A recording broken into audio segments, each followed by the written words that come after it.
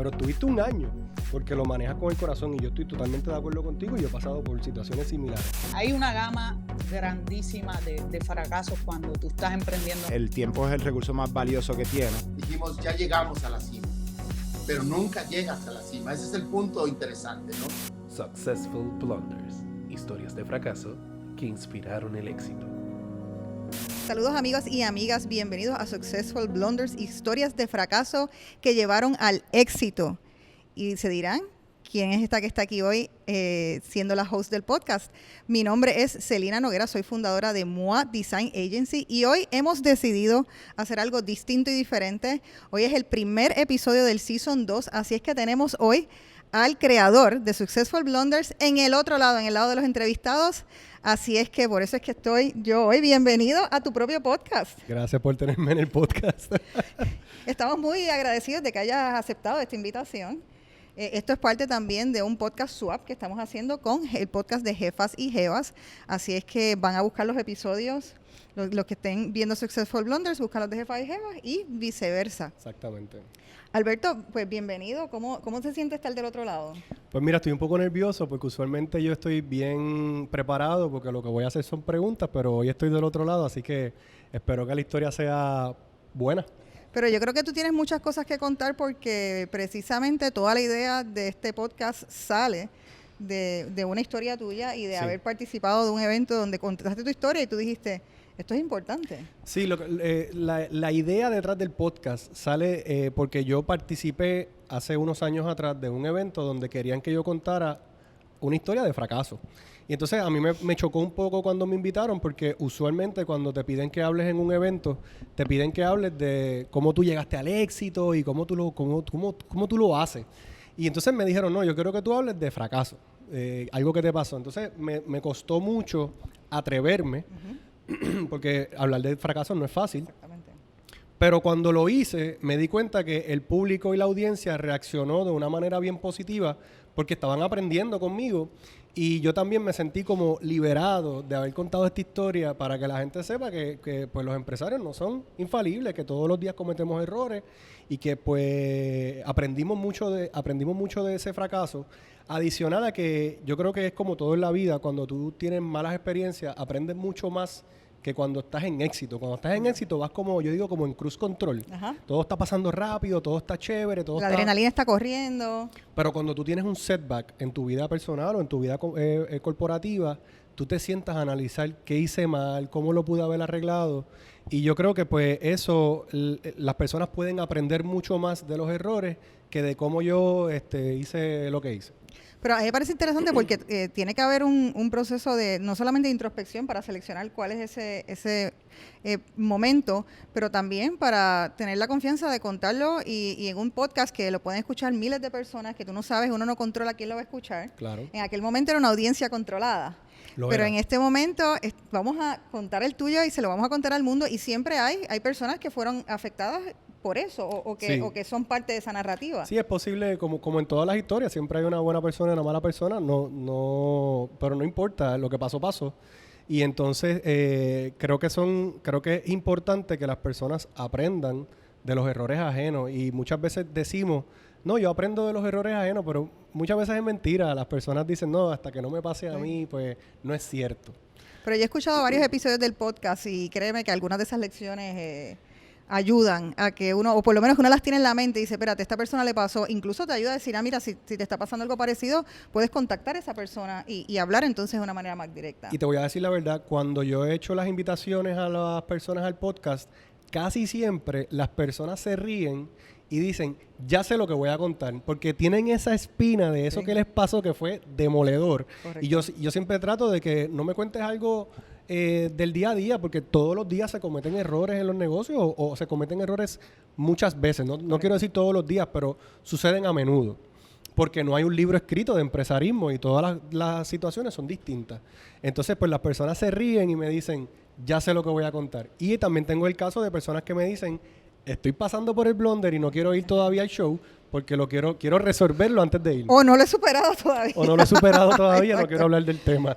Exacto. Y tengo personas que me dicen que no quieren participar porque no quieren Ok. hablar de ese fracaso. Sí, correcto. Eso yo creo que requiere una... Valentía. Exactamente. Bueno, pero entonces, una de las cosas que a mí me parece súper interesante es que tú llevas ya un season completo, un año trabajando el podcast, pero yo quisiera que la gente te conociera. Antes de ir a tu Blunder, yo quiero que le cuentes quién es Alberto, cómo fue que llegaste. Eres el presidente, CEO, presidente de la Junta de Invid, Fundador. fundador, partner, de todo. Pero yo quiero que le cuentes cómo fue que llegaste a eso. Estudiaste ingeniería. Estudié ingeniería.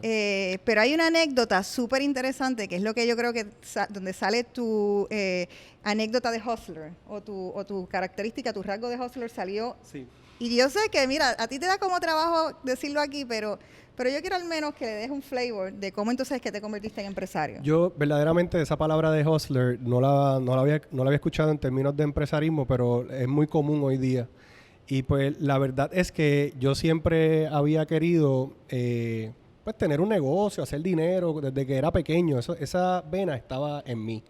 Entonces, pero no sabía qué iba a hacer ni cómo lo iba a hacer. Y entonces cuando entró en la escuela superior, de pequeño vendía dulces por la urbanización. Entonces, siempre he estado haciendo algo. Cuando entro en la escuela superior es que me topo con las computadoras. Yo no trabajaba con computadora, esto fue en los 90, y entonces me topo con un profesor que era, yo le digo un acquired taste, era un señor americano, era bien alto y era una persona que no era muy agradable. Computadoras, personas así que se relacionan con el tema pueden saber. Y este individuo, desde que comenzó a hablar el primer día, yo me fasciné por las computadoras, me fasciné por el tema, y se me hacía fácil. Yo podía entender lo que él estaba hablando. Yo quiero pararte ahí un momento porque eso es súper interesante, porque no estamos hablando de, eso fue, ¿verdad? No vamos a entrar en los añitos, pero eso fue hace unos añitos, y no estamos hablando de que eres un digital native en el sentido de hoy en día, de los niños Naciste. crecen y nacen con la computadora en la mano y saben incluso más que sus padres. Yo me recuerdo haber también estado en la escuela elemental y empezar a enseñarme términos de computadora, y para mí soy de esas que no le entraba Exacto. nada. Exactamente. Pues así era el 95% de las personas que estudiaban conmigo.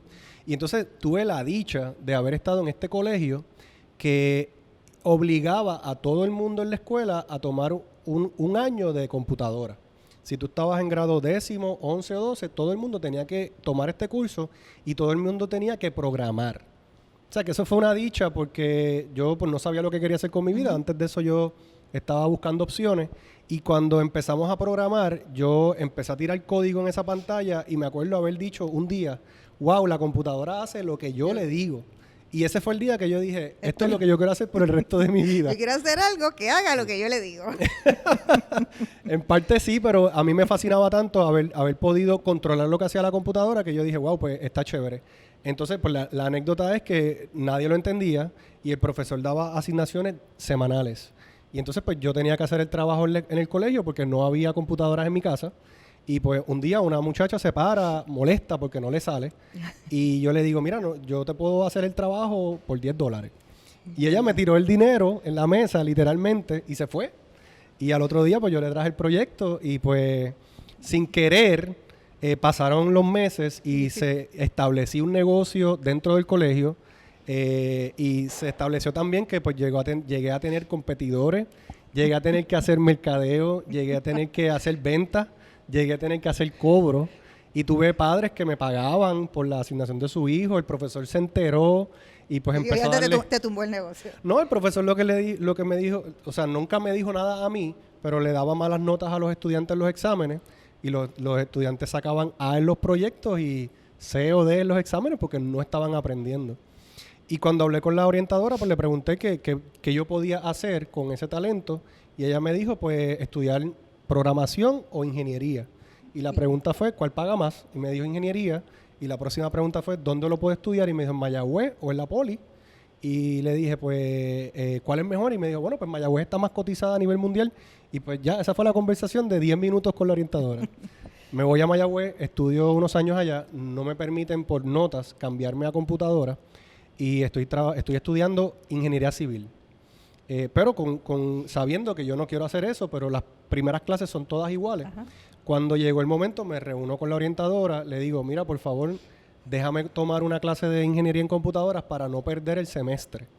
Y ella me dijo, si tú quieres estudiar computadoras, termina ingeniería civil y empieza ingeniería en computadoras. Y ese mismo día recogí mis cosas, me fui de la universidad y me fui a la poli. Y allí me hice ingeniero en computadoras. Y entonces empezaste en un trabajo corporativo. Corporate America. No duraste un año, 5 meses.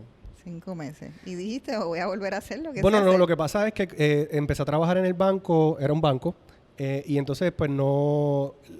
Algo que yo no entendía cuando yo estaba estudiando, yo tuve la oportunidad de trabajar en una compañía global, y pues era una cultura de trabajo bien entretenida, tu jefe te daba libertad y todo eso, a pesar de que yo era un intern. Y entonces cuando pues termino de esa fase de mi carrera, que era internado, pues voy a buscar un trabajo y me voy a trabajar a este banco, y la cultura que yo no entendía a la gerente de recursos humanos de esta compañía global, cuando me hablaba de la cultura. Yo pensaba que, pues nada, que era otro trabajo. Cuando entré en el banco, la cultura era muy distinta a esta compañía global. Era un negocio pues mucho más serio. Yo tenía que andar con gabán para ir a programar. No Yo podías tenías que ponerte headphones. Tenía que andar con mis headphones, tenía que estar calladito en mi escritorio, y eso pues trabajaba he sabido muchas de horas. sitios que no puedes tener ni café al lado tuyo. Pues exactamente, no me dejaban tener el café o no era recomendado. Y entonces pues pasaron varios meses y pues básicamente yo puedo decir que me deprimí un poco porque no tenía la pasión por lo que estaba haciendo. Y entonces pues decido emprender. Pero porque no me quedó remedio. Montar un negocio. Montar un En aquel negocio. momento no era emprender. Hace En aquel 23 momento no era años emprender. era ser negociante, Estoy tratando de ser un un business comerciante. person, un Exacto. comerciante, exactamente. Estoy tratando de usar las palabras, los fat La words. jerga, la jerga. Pero nada, pues entonces no me quedó Parecido. remedio que pues buscar otro trabajo, o en ese caso pues decidí montar una compañía y que fuera con la cultura parecida a donde a mí me gustaba trabajar, y así comenzó el negocio. ¿Y qué entonces es lo que ustedes hacen? Vamos a explicarle a la gente qué Pues si puede yo te hacer puedo- por ellos, Invit. Si yo te puedo resumir lo que nosotros hacemos en 3 palabras, nosotros simplificamos procesos, automatizamos flujos de trabajo y medimos resultados, y todo eso lo hacemos con programación. Hacemos programas de computadora a la medida que le sirven a las compañías para simplificar sus procesos y ser más profitable, entrar en nuevos mercados, ahorrar dinero. ¿Y qué tipo de clientes tienen? Pues trabajamos con una variedad bien amplia de clientes. Tenemos compañías que nos contratan desde Estados Unidos, tenemos gobierno local y estatal, y tenemos también small business, y tenemos cuentas corporativas en Puerto Rico. Muy bien, pues yo creo que con eso resumimos un poquito lo que hace Alberto e Un buen Invit. preámbulo. Así es que vamos a lo que vinimos, ya lo decía Giselle. Así es que queremos contar el blunder tuyo. Yo creo que tú tienes más de uno, tú me has dicho. Tengo mucho, y tengo que decir también que dentro del podcast me relaciono con muchas de las historias que han contado, porque me han pasado a mí, o una variación de la historia me correcto. ha sucedido. Sí, yo también estuve para hacer esta entrevista, escuché varios de los episodios y decía, wow, Eso me ha pasado. Eso me ha pasado. Eso también me ha pasado. Esto por poco me pasa, exactamente. O en otro caso, yo soy más rápida votando, eso no me pasó. Exacto, También, fast to como que, five, yes, exactamente. este problema no lo tengo, check. Bueno, pues entonces cuéntanos cuál es tu historia, queremos que nos cuentes cuál es tu historia. Pues mira, usualmente nosotros le ponemos el título al final, pero yo creo que este es el título. Esto es una historia de contratos y seguros. Muy ¿Ok? bien, ok. Cuando nosotros hace muchos años atrás, llevamos muchos años en la industria, casi 18 años, pues hace muchos años atrás era una compañía bien pequeña, éramos bien pocas personas en la compañía, y pues teníamos la necesidad de facturar. Había que facturar, había que pagar nómina, Claro. había que movernos adelante.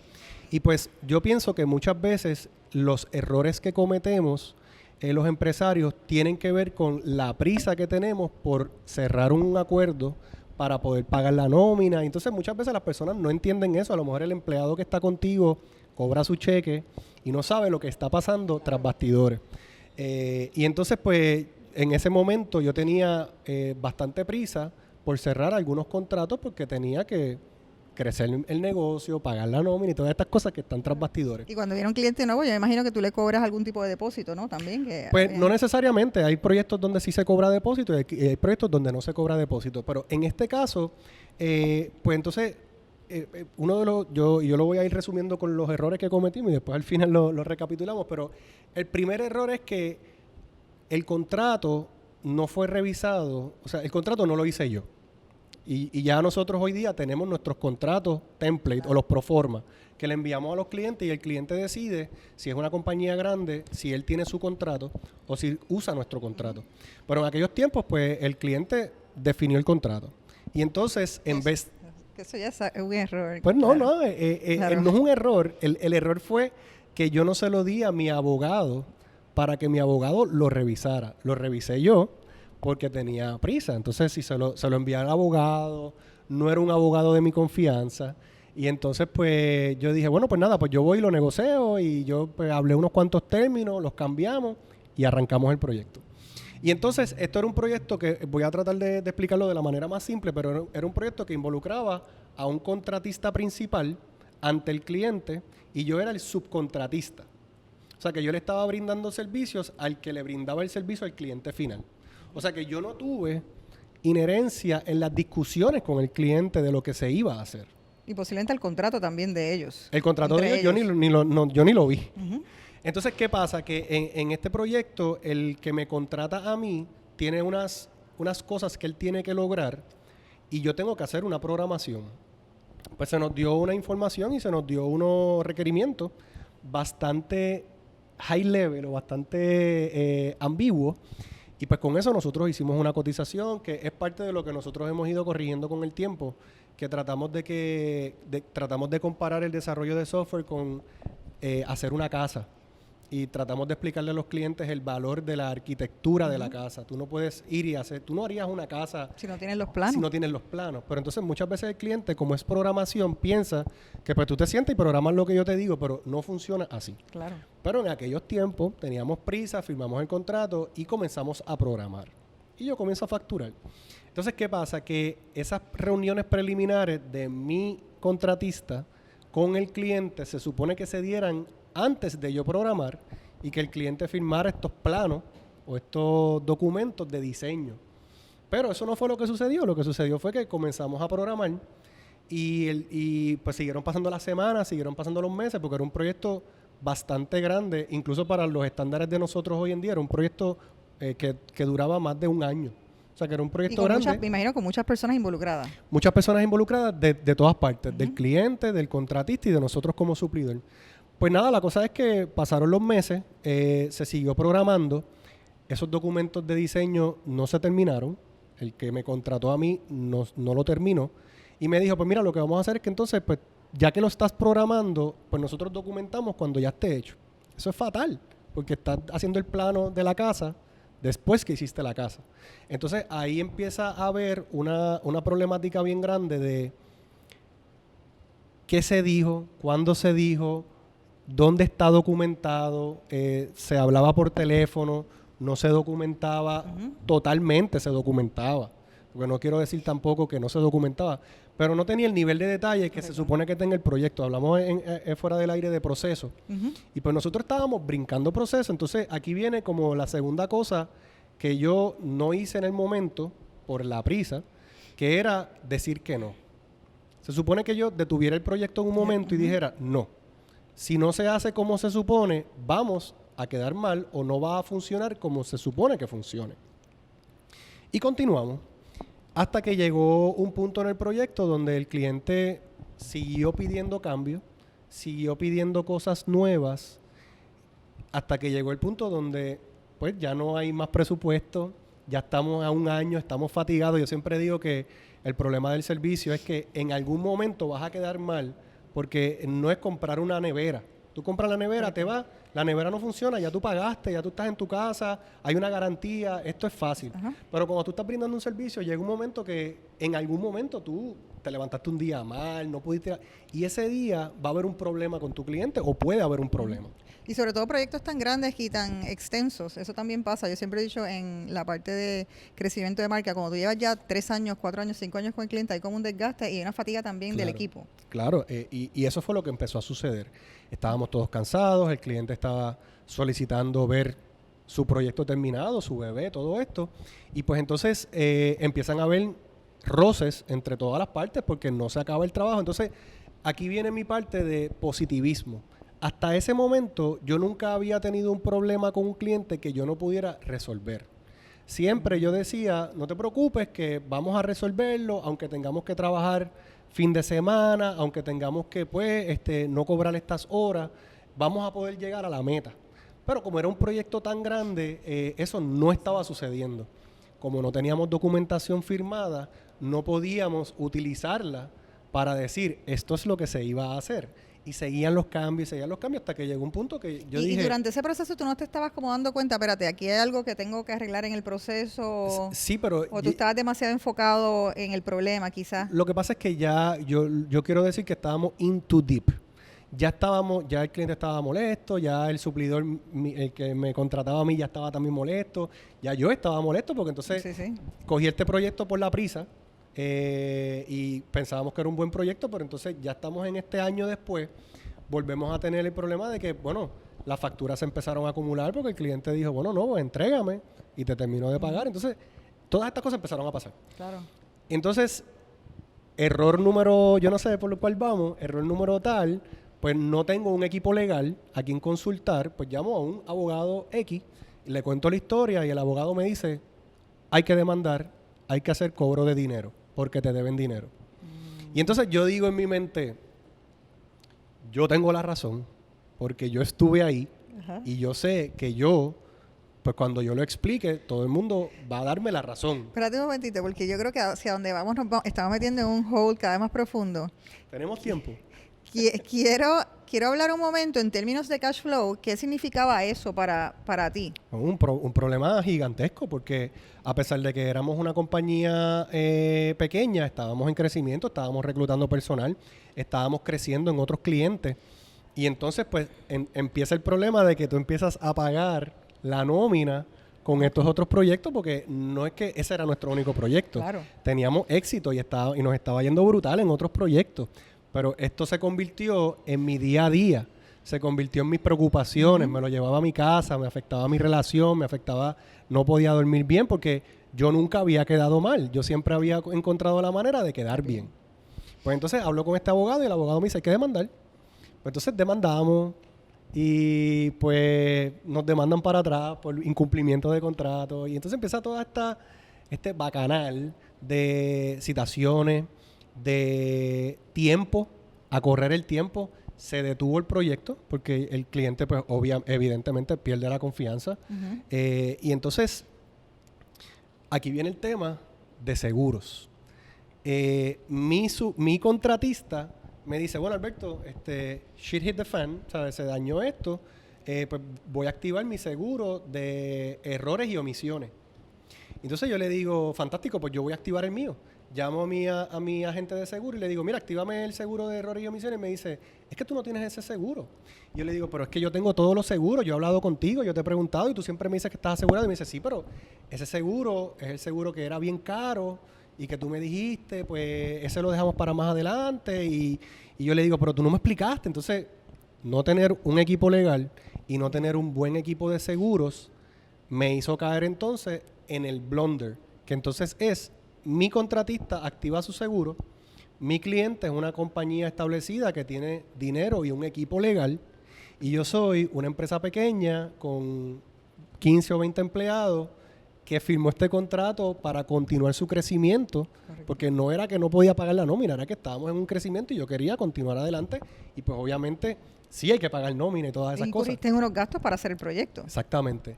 Y entonces de momento yo digo, wow, todo el mundo está como cubierto, atendido y yo estoy desatendido. Entonces, pues, empezamos a ir al tribunal y ahí nos damos cuenta del próximo... O sea, ¿en algún momento pensaste, a mala hora hice esta demanda? Claro, lo pensé muchas veces porque como yo no conocía bien el proceso y yo no tenía un equipo legal, a lo mejor un equipo legal me hubiese dicho los pros y los contras y yo pues determinaba hacer las cosas diferentes. Pero el abogado me dijo, no, vamos a demandar, que eso es cobro de dinero y pues eso se resuelve en el tribunal. Y entonces, pues nada, cuando vamos al tribunal de primera instancia, que es un tribunal donde vemos casos de se robaron una billetera, el carro lo chocaron, o sea, cosas que no son técnicas, pues yo voy al tribunal y yo no sé esto. Yo pienso que el juez sabe perfectamente de lo que yo voy a hablar. Y yo creo que otra enseñanza de esta situación es que yo aprendí a simplificar mucho más lo que yo hago cuando lo estoy explicando. Como dije al principio, yo simplifico, porque antes para mí era como que yo hago una cosa bien complicada y nadie me entiende y por eso yo no le hablo a nadie, porque esto es bien especializado. Eso es un problema que pasa a muchos empresarios y para eso está el Pitch Elevator. El también que te elevator pitch, ayuda. 1 minuto, exactamente. Te ayuda tú mismo a sintetizarlo porque eso mismo me ha pasado a mí. Cuando al principio la gente, ¿qué es MOA? Exacto. Uno empezaba a hablar y hablar. Una y hora, la gente- persona pierde interés, se da un Exacto. trago, se va a hacer otra cosa y tú no has terminado tu historia. Yo siempre digo que tú tienes que pensar, la explicación debe ser, el contexto de si tú estás en la barra de Santaella y alguien te pregunta qué haces, y esa persona está en tragos, tú tienes que dar una explicación que en ese momento la persona se recuerde. Bueno, como me lo explicaron a mí en los talleres de empresarismo, tienes que explicárselo a un niño de 5 años. Y eso es más difícil todavía. Y yo no creo que todavía lo que yo explique lo puedo explicar a un niño de 5 años, pero lo simplifiqué porque cuando llegamos al tribunal, empezamos a explicar todo este bacanal y el juez empieza a hacer preguntas ultra básicas, como, ¿pero y dónde está el software? Exacto. Y yo le digo, bueno, pero es que el software no se acabó porque no terminamos, porque no me dieron los requerimientos. Y yo estoy súper claro. Pero el juez dice, pero es que él te pagó por un software. Dice, no, él no terminó de pagar por el software porque no llegamos a un acuerdo en unos requerimientos. Y eso se empezó a extender y se empezó a extender y se empezó a extender, Celina, 6 años de mi vida. Lo que comenzó por la prisa, lo que comenzó por no tener un equipo legal, porque éramos una compañía pequeña, yo pensaba que un equipo legal es para una gran empresa. Pues no, tú tienes el equipo legal que puedes tener, pero lo tienes. Tú tienes el seguro que puedes tener, pero lo tienes. Y tienes las personas que te orienten a cualquier nivel. Y entonces yo creo que eso es un punto bien importante para los empresarios porque muchas veces pensamos erróneamente, soy una compañía pequeña, pues no tengo que tener un departamento de recursos humanos. Pero el departamento puede ser una persona. O el departamento... Pero tiene que ser interno. No necesariamente tiene que ser interno. De hecho, yo no tengo un abogado trabajando en mi empresa hoy día y la empresa es mucho más grande que en aquel momento. Pero yo tengo un equipo que yo constantemente le envío los contratos, la persona me envía las notas y me dice cuáles son no negociables. Y me dice, estos los pueden negociar, estos no los pueden negociar porque te van a afectar en el futuro. Otra cosa que aprendí en ese momento es que los contratos no se hacen para cuando estamos bien, se hacen para cuando estamos mal. Entonces, las cosas que yo vi que no estaban muy chéveres en el contrato, no dije que no, porque quería firmar ese contrato para hacer ese proyecto. Pues nada. Y yo creo que también quizás esto fue, ¿hace cuánto fue esto? Hace como 5 o 6 años, bastante tiempo. Que también uno... O sea, se terminó hace como 6 años, pero corrió como por 6 años. Exacto, que en ese momento uno es más naif con relación a los contratos también que tiene y uno, mientras va adquiriendo experiencia, cosas le van pasando, uno dice, espérate, vamos a incluirle esta cláusula al contrato, vamos a incluirle esta otra. Sí, y por eso es que también, a veces cuando hablamos con gente joven, que cuando yo era joven, a mí me ultra molestaba que me dijeran, es que tú no tienes la experiencia. Pero entonces cuando van pasando los años te vas dando cuenta que todas estas cosas que van pasando, ya a mí me llega el contrato y yo puedo, sin enviárselo al abogado, saber que yo no puedo firmar eso. Y se lo envío al abogado y él me confirma. Pero eso es experiencia. En ese momento yo decía, no, porque yo nunca he tenido un problema que yo no pueda resolver con un cliente. Y llegó el día que hubo un problema que no se pudo resolver con el cliente. Y una pregunta, ¿qué te hizo estar los 6 años? O sea, porque un proceso de legal por 6 años de seguro drena a uno. O sea, hemos estado hablando de esa que tú le llamas la acidez estomacal que da a ser empresario. Yo me imagino que eso fue sí, lo que pasa un impacto. Es que... Sí, pero el problema es que cuando tú llegas al tribunal, ya no es tu decisión. Ahora es decisión de los abogados. Y el abogado de esta compañía, en mi opinión... pues él estaba facturando y él estaba haciendo su trabajo y es chévere para él porque lo que para ti es detrimental en tu negocio, te desenfoca de crecer el negocio, te trae problemas de salud porque yo hasta generé un dolor de espalda que todavía lo tengo de vez en cuando, que me sale de vez en cuando con el estrés. Eso sucedió en ese proceso, yo nunca había tenido ese problema. Y entonces, pero él está haciendo su trabajo y para él esto es fantástico. Entonces, pues seguían buscando descubrimiento de pruebas y seguían haciendo cosas. Entonces, ¿qué pasa? El tiempo sigue corriendo, él tiene su batería de abogados porque él tiene una compañía multinacional o grande, el que me contrató tiene el seguro activo, o sea que no está pagando nada más, Y yo estoy pagándole mes a mes a este abogado que me sigue subiendo porque sigue pasando el tiempo y los años Claro. pasan y él pues cobra más caro. Y entonces, descubrimiento de pruebas, pues entonces las partes se dividían el costo del descubrimiento de pruebas. Este descubrimiento de pruebas costó $5,000. Ese te toca a ti, Alberto. Entonces yo tenía que ir y pagar los $5,000. Y todavía no habías tenido un solo dinero de vuelta. Ni No. sabías si ibas a verlo. Correcto. Y entonces pues continúa pasando el tiempo y entonces pues llega un punto que tú tienes que desinteresarte por el tema porque también pasa, uno se agota de todo. Pues llegó un punto que yo dejé de preocuparme, aunque seguía siendo un problema en mi vida, yo dije, bueno, pues yo tengo que continuar creciendo mi negocio y siendo exitoso y facturando mucho, mucho, mucho para que eso no me trague, porque eso me va a tragar eventualmente. Entonces llega un punto que yo seguí creciendo mi negocio y me empecé a interesar por otras cosas para no fracasar, porque esto para mí era, yo soy bien crítico con mi trabajo y yo decía, fracasé, no logré complacer al cliente, no pude terminar el trabajo, era un proyecto bien bonito, era un proyecto que iba a ayudar al cliente. Y entonces pues yo me llevaba todo esto a la cama, me levantaba molesto porque no pude resolver el problema. Y entonces pues llega un punto que tú tienes que decir, mira, ¿sabes qué? Yo voy a continuar creciendo el negocio, voy a continuar en otras cosas y pues voy a dejar que el tiempo pase. Y cada cierto tiempo volvía. Y me decía, mira Alberto, pues ahora hay una vista, ahora tú tienes que venir a hacer tal cosa. Entonces el tiempo siguió pasando. Sí, yo creo que una de las cosas también, que uno como dueño de negocios, es que por más que uno quiera, y lo coge personal siempre, o sea, siempre tiene un impacto personal. Es difícil y yo pienso que también la experiencia me ha ayudado a no tomarlo tan personal. Pues te acostumbras porque pues sigue pasando Ajá. y siguen pasando problemas todo el tiempo y tú dices, pues tengo que manejarlo de otra manera porque si no, pues no puedes tener un negocio. Esa es la realidad del asunto y tener un negocio no es para todo el mundo. Yo lo digo todo el tiempo. No todo el mundo debe tener un negocio ni quiere tener un negocio. Pero yo escogí esa carrera, así que pues estábamos allí. Y una pregunta, ¿y cuál fue entonces la resolución de qué pasó? Pues entonces ¿Cómo se resolvió? Yo pienso que pues terminamos, pero terminamos yo no quedé complacido con el proceso. Porque terminé... ¿Recuperaste el dinero? No. Terminé yo pagando para poder terminar el pleito. Y mi suplidor... Obvio que no terminaste complacido. Y mi cliente, o sea, el que era mi cliente, pues el seguro Le cubrió. negoció una parte. Pero entonces, pues a mí me dijeron, mira, pues vamos a negociar y pues si quieres terminar esto ahora, hoy, pues es tanto. Y yo le digo a mi abogado, pero es que hemos nadado 6 años, tenemos la razón y vamos a dejarlo aquí. Y mi abogado me dice, it's up to you, o sea, podemos continuar 10 años más Yo si te tú voy quieres. a seguir facturando. O, pues tú haces tu análisis financiero y si tú quieres terminar hoy y dejar esto a un lado y continuar el crecimiento que te está yendo bien, pues puedes tomar esa decisión. Y pues yo tomé la decisión orientado por un equipo ya que lleva conmigo 5 años, que ya somos amigos, que hoy en día es una persona que yo considero mucho, que lo llamo para hacerle preguntas de distintos tipos. Pues él me dijo, esa sería mi recomendación y apagas esto y ya. Y write off. Pero eso te iba a decir, ¿en algún momento cambiaste de abogado o siempre seguiste Sí, con...? dentro del proceso se comenzó con un equipo, pues que la persona que me recomendó que demandara, pues no continuó siendo mi abogado. exacto, ok. Y yo creo que en algún momento la persona fue la que me dijo, mira, yo no puedo seguir en esto, tengo otras cosas. O sea, que ni siquiera fue que yo lo despedí.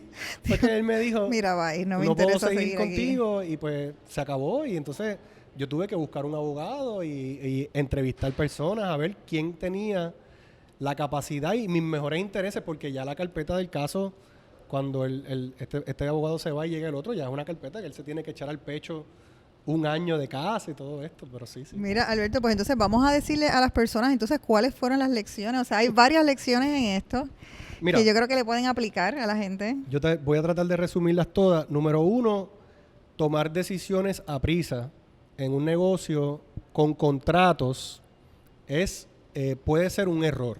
Porque no siempre las decisiones que yo he tomado con prisa han sido errores. Pero yo creo que el no haber tenido un equipo legal ni un procedimiento donde me verificaran el contrato fue un error.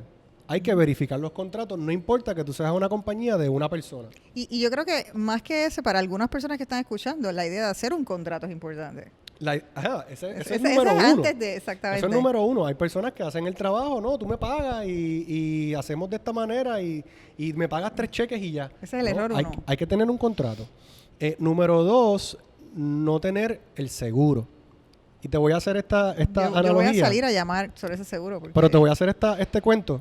Si yo hubiese tenido ese seguro desde el día en que nací, me hubiera salido más barato que lo que yo pagué por defenderme en este único caso que yo he tenido. O sea que valía la pena tenerlo, pero en el momento que me lo ofrecieron, me ofrecen 10 seguros y pues tú dices, mi presupuesto no es el mejor, déjame ver qué puedo poner aquí. Pues mira, no, pon el que necesitas tener.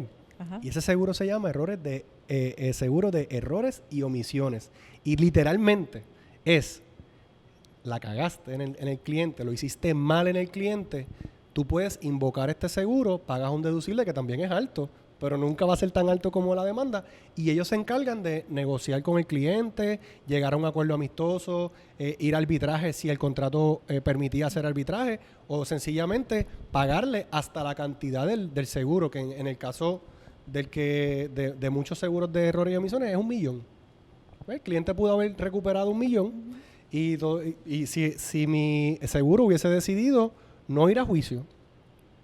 Muy bien, entonces, ¿qué otros? Además de eso, yo creo que la parte de procesos, empezaste cuando hacías el cuento, a hablar de no documentar los procesos también Sí, porque con el cliente. Sí, nosotros teníamos los procesos.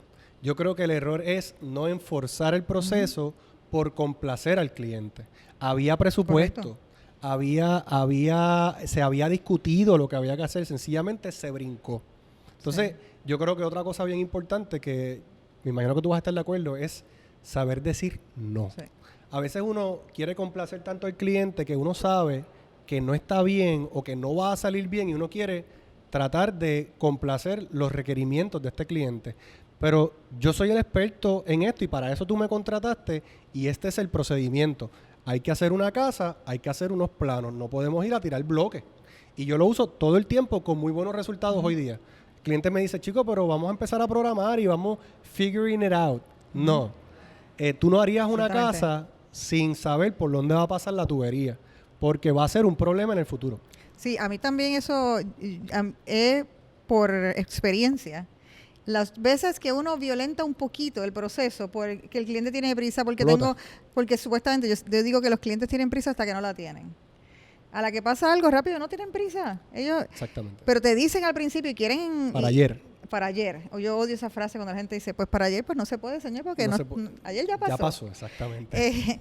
Pero en ese sentido... Pero nos lo dicen todo el tiempo a nosotros también. Pero en ese sentido sí es correcto de que uno como empresario tiene que estar claro de cuáles son las cosas que yo sé que son mis procesos básicos, porque la razón que el cliente te quiere llevar o empujar a brincarlo, siempre usualmente algo pasa que tú dices, y cuando tú lo revisas, tú dices, es que no hicimos esto. Por supuesto, yo pude haberle dicho al que me contrató, decirle, no, yo no puedo programar hasta que tú me entregues los planos de la casa. Y él hubiese tenido que hacer los planos porque eso era su parte del trabajo. Claro. Pero ya empezamos a programar, el cliente empezó a dar ideas también y todo bien bárbaro, era una cosa increíble, estábamos todos season trabajando juntos y bien chévere. Hasta que no resultó como el cliente quería. Y entonces, en términos de contratación, ¿qué aprendiste? O sea, del equipo, que a lo mejor no tiene que estar in-house, pero ese equipo de asesores. Sí, tienes que rodearte de un equipo de asesores, tienes que tener personas que tú puedas llamar, que tengan la confianza. Y yo creo que más bien para mí era miedo. Miedo de no poder pagarlo. O sea, de no poder pagarle a este profesional. Claro. Wow, un abogado, ¿cuánto costará? Y yo había tenido pinceladas con abogados y no era descabellado, pero el hecho de que tú sabes que en la industria pues los abogados cobran 150, 200, 300 dólares, lo que sea, pues yo decía, Dios mío, ¿cuánto me voy a gastar para empezar el trabajo? O sea, voy a gastar demasiado. Y yo creo que esos son pues ahora yo lo veo como ser tacaño, porque si no lo voy a hacer bien, pues no lo hago. Porque lo que mal empieza, mal termina. Y aunque yo no puedo decir que terminó mal, fue irresponsable de mi parte no haber revisado el contrato, Claro. no haber dicho que no cuando tenía que decir que no, que fue al principio, y haber estado respondiendo, sí, vamos para encima, no te preocupes, y haber sido ignorante en pensar de que yo lo voy a poder resolver porque soy positivo, porque digo, Todo se puede resolver con tiempo, con más horas, trabajamos overtime, el equipo está comprometido, hablé con el equipo, mira, no, si tenemos que trabajar 2 semanas más o 3 semanas más lo hacemos y todo el mundo, dale, vamos para encima. Pero no eran 2 semanas, era, si seguíamos trabajando, podía ser 1 año más. Entonces yo tuve que decirle al cliente, ir directo al cliente y decirle, mira, si tú no me pagas, no voy a poder terminar como quiere el trabajo porque mis empleados se van a ir. O sea, estoy literalmente pillado. Y pues, Y no había a lo mejor entre otras de las cosas que a lo mejor pudo haber sido diferente, ¿tú crees que la forma internamente en que ustedes corrieron el proyecto pudo haber también tenido cambios o...? como te ¿O digo, no? si nosotros hubiésemos seguido nuestro proceso, Ya, exacto. hubiese No sido... se trataba de personas, se trataba de Probablemente proceso. pudimos haberle dicho que no al cliente cuando el documento dice, no le puedes decir que sí en esta parte, no lo puedes hacer de esa manera, el documento lo dice. Brincamos el proceso. El proceso es el proceso y hay que seguirlo, por eso está ahí. Y pues y entonces, siendo una compañía pequeña, yo era parte también del equipo. Y yo iba a esas reuniones y pues yo quería, no te preocupes, brinca esto porque estamos aquí, vamos a resolver y vamos a hacerlo de esta otra manera. Y pues no se puede hacer de esa manera. Sí, yo creo que también, obviamente, es que cuando dices que el proceso tienes mucha razón, pues que las empresas tienen que hacer sus propios procesos, velando ambos intereses, desde el cliente Educas a tu cliente. Exactamente, El eso es cliente importante aprende, comunicarlo. El cliente aprende del proceso. El cliente cuando vaya a hacer otro proyecto sabe lo que tiene que hacer. O sea, es un proceso educativo para todas las partes. Yo creo que, déjame ver otra de las cosas que se me escape. Yo creo que te lo resumí bastante bien, un proceso que duró casi 6 o 7 años porque fueron 6 años de el problema y fueron 2 años de proyecto casi. Creo que la otra cosa que te voy a decir antes de culminar es tener la idea errónea de que yo sé que estoy bien porque estoy con la verdad y eso me va a ayudar a ganar un pleito en el tribunal. Eso no tiene nada que, eso no puede ser más lejos de la realidad. Sí. La realidad es que el que tiene más tiempo y dinero en sus manos para poder seguir buscando maneras de defender a su cliente puede ganar. Tanto es así que nosotros dijimos la verdad todo el tiempo. Cuando hicimos el descubrimiento, hablamos horas de todo lo que había pasado y todo concordaba porque era la verdad. Pero al final, pues, el abogado me dijo, bueno, pues tú puedes seguir 10 años teniendo la razón. Y ahí también es una prueba de ego. Correcto. Yo fui humilde y reconocí que yo no necesitaba eso ya en mi vida. Cuando yo empecé el proceso, yo dije, yo voy a ganar porque yo tengo la razón y esto es injusto. Los negocios no tienen sentimiento. Eso yo lo dije con mucho sentimiento. Los negocios es, mira, dale write-off, activa el seguro y vamos para el próximo. Y en el próximo hacemos double down. Facturamos mejor y hacemos mejor trabajo. Uno tiene que aprender a ponerse el cuero duro como empresario, dueño de Correcto. negocio. Bueno, pues muchísimas gracias, Alberto, por habernos contado tu blunder. Yo creo que estábamos locos por escuchar esta anécdota y Estaba loco tenerla. por contarla también. Qué bueno, me alegro. Espero que te haya gustado el proceso de entrevistarte. Muy agradecido. Yo te voy a dejar ahora a ti que termines tu episodio y que exhortes a la gente a mirar los podcasts y que nos hables un poquito de qué viene en el Season 2. Pues mira, en el Season 2 vamos a continuar hablando, esperamos que continúen llegando personas con distintas situaciones. Hay personas que tienen situaciones similares, pero la cuentan a su manera, eso siempre es entretenido. Creo que para mí, cuando hice la actividad, fue bien apremiante haber contado mi error y lo volvió a hacer ahora. Me lo viví con la misma pasión que lo hice en aquel momento y me siento feliz de poder haber continuado adelante y haber continuado teniendo éxito y haber seguido creciendo el negocio. Nos encontramos aquí en las facilidades de Base, que es un espacio de colaboración y de coworking en Santurce. Nos prestaron sus facilidades. Y pues nos pueden seguir como siempre, amigos, a través de todas las redes sociales. Estamos en Facebook, estamos en Instagram, estamos por todas las redes sociales. Si nos estás viendo por YouTube, vas a ver en la pantalla los nombres. Y si nos estás siguiendo a través de las diferentes plataformas de podcast, pues dale para atrás y sigue escuchando los episodios del season anterior, que hay 18. Y brinca para jefas y jevas para que veas como 50 episodios también de mujeres empresarias exitosas. Muchísimas gracias a todos por escucharnos y gracias nuevamente. Successful Blunders, historias de fracaso que inspiraron el éxito.